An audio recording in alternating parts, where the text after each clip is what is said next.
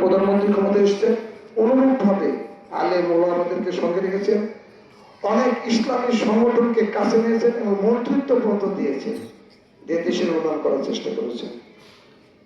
তারপরের ইতিহাস তো অনেক লম্বা। আমাদের জনাব তারেক রহমান সাহেব মৃত্যুর মুখে চলে গেছিলেন, আল্লাহ রাব্বুল আলামিনের ইচ্ছায় বেঁচে আছে। উন্নত চিকিৎসার জন্য লন্ডন থেকেছেন, লন্ডন থেকেও বাংলাদেশের মানুষের কল্যাণে কাজ করে গেছে, বাংলাদেশ জাতীয়তাবাদী দলের কাজ করে গেছেন এবং দেশের স্বাধীনতা সার্বভৌমত্বের জন্য সার্বিক কাজ করে গেছেন। তাই আমি প্রথমেই আপনাদের কাছে উদাত্ত আহ্বান রাখবো, আমাদের শহীদ প্রেসিডেন্ট জিয়াউর রহমান যিনি ইসলামিক দিনের জন্য কাজ করছেন, তার আত্মার প্রতি আমরা সকলে আত্মার মাগফিরাত কামনা করবো। পরম করুণাময় খোদা তাআলা যেন ওনার কবর আযাব থেকে রক্ষা করেন, ওনাকে যেন জান্নাতের সর্বোচ্চ আসন জান্নাতুল ফেরদৌস দান করেন।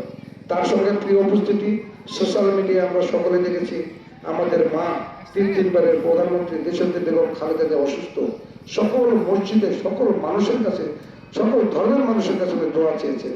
আমি যেহেতু জালসায় আজকে উপস্থিত হয়েছি, আপনারা উপস্থিত যারা আছেন আমাদের দেশনেত্রী আমাদের মায়ের জন্য সকলে দোয়া করবেন, উনি যেন সুস্থ হয়ে আমাদের দেশের জন্য, দলের জন্য, নির্বাচনের জন্য কাজ করতে পারেন।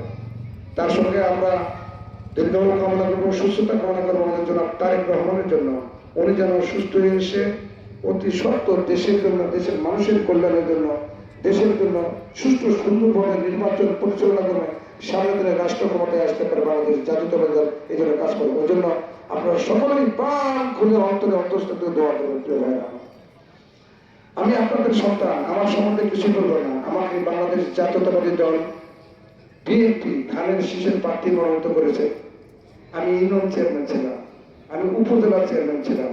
প্রতিটি উপজেলার, প্রতিটি ইউনিয়নের, প্রতিটি গ্রামের, প্রতিটি মহল্লা অধিকাংশ মানুষকে আমি চিনি, জানি এবং অনেকের নাম জানি। রাস্তাঘাট কোনটা উন্নত, কোনটা করার দরকার, কোনটা করার দরকার না, ম্যাক্সিমাম আমার জানা আছে। মসজিদ কোনটা এগিয়ে আছে, কোনটা পিছিয়ে আছে, কোনটি করার দরকার আমি ভালো জানি।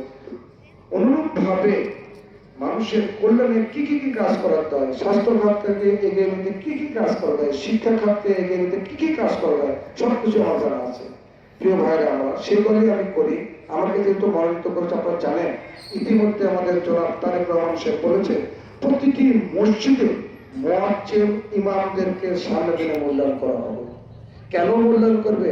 ভোটের জন্য না। উনি বলেছেন যে মসজিদের ইমাম এবং মুয়াজ্জিন তারা নিঃস্বার্থভাবে আমাদের দিন প্রতিষ্ঠার জন্য আমাদের ফরজ কাজ কালেমা, নামাজ, রোজা, হজ, জাকাত, যেখানে আমরা জামাত করে নামাজ পড়ি সেই মসজিদে কাজ করে। অনুরূপ ভাবে সমাজের মানুষের কল্যাণের জন্য কাজ করে, তাই তাদের মূল্যায়ন করা দরকার। আবারও বলেছে এদেশের মাদ্রাসা শিক্ষা যেটা আছে, এই মাদ্রাসা শিক্ষাগুলোকে ঢেলে সাজিয়ে আধুনিক মানের করা হবে, যেন হাতে কলমে কোরআন থেকে সবাই শিখতে পারে, সাধারণ জ্ঞান পায়। উদাহরণস্বরূপ উনি বলেছেন যে প্রত্যেকটা প্রাথমিক বিদ্যালয় এবং উচ্চ বিদ্যালয়ে হাফেজ নিয়োগ দেওয়া হবে। আমাদের দেশে তো 23 লক্ষ হাফেজ বেকার আছে, তাদেরকে যদি প্রতিটি শিক্ষা প্রতিষ্ঠানে দেওয়া হয়, কর্মসংস্থান হবে। অনুরূপ ভাবে